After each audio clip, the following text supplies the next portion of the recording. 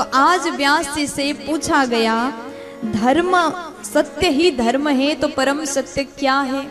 तब व्यास जी कहते हैं धर्मः प्रोजित कैतवोत्र परमो निर्मत सराणां सतां वेद्यं वास्तवमत्र वस्तु शिवदं तापत्रयोन्मूलनम् श्रीमद्भागवते महामुनिकृते किं वा परैरीश्वराः सद्योरीद्यवरुध्यतेऽत्र कृतिभिः शुश्रूषुभिस्तक्षणात्।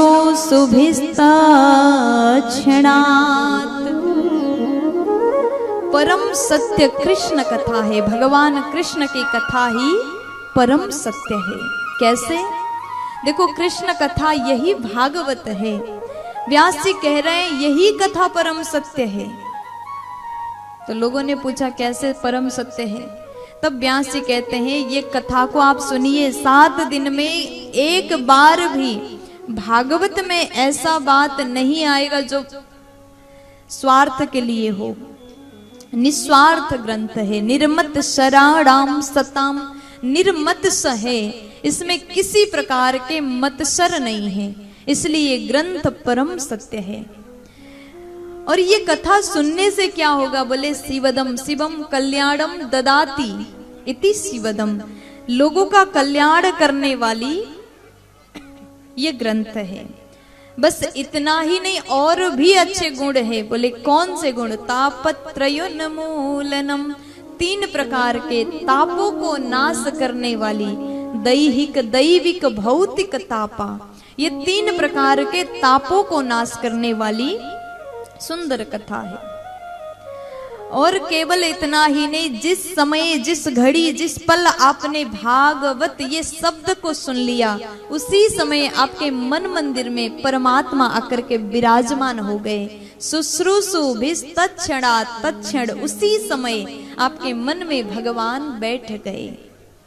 केवल भागवत में ही ये शक्ति है जो भगवान को आपके हृदय मन मंदिर में विराजमान करा सके। नाम में ही शक्ति है। प्यार से बोलो। इसलिए ये कथा परम सत्य है। तो लोगों ने पूछा व्यास जी से, प्रभु ये भी बता दीजिए ऐसी पावन गंगा, ऐसी पावन कथा का प्राकट्य कैसे हुआ? तब व्यास जी बड़े भाव से कह रहे हैं निगम कल्पतरोर गलितम फलम सुखमुखादमृता द्रावसंयुतम पिबत भागवतम रसमालयम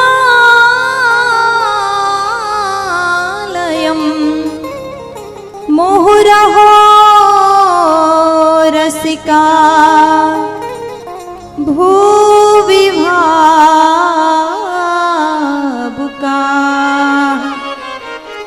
व्यास जी कह रहे हैं महाराज ये जो ग्रंथ है निगम कल्पतरोर गलितम फलम, वेद रूपी निगम यानी वेद रूपी कल्प वृक्ष में फला हुआ विगलित फल है।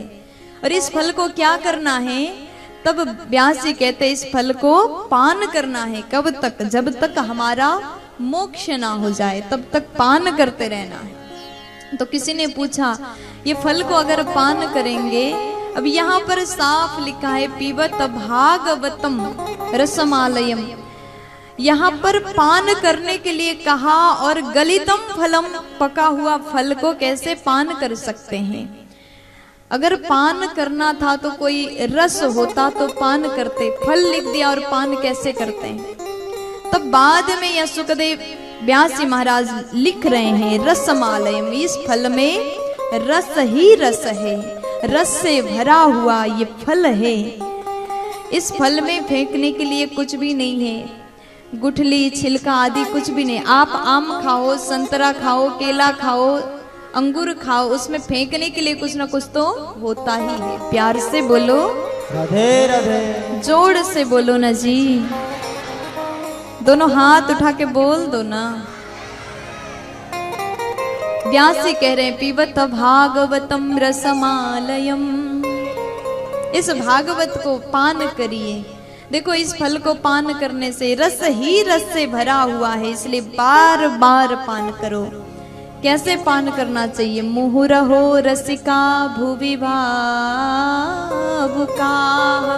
इस फल को बड़े भाव से पान करो, प्रेम से पान करो। आप लोग जो यहाँ बैठे हैं ना पंडाल में कथा सुनने के लिए, आप ये कथा को पान कर रहे हैं, ये अमृत को पान कर रहे हैं।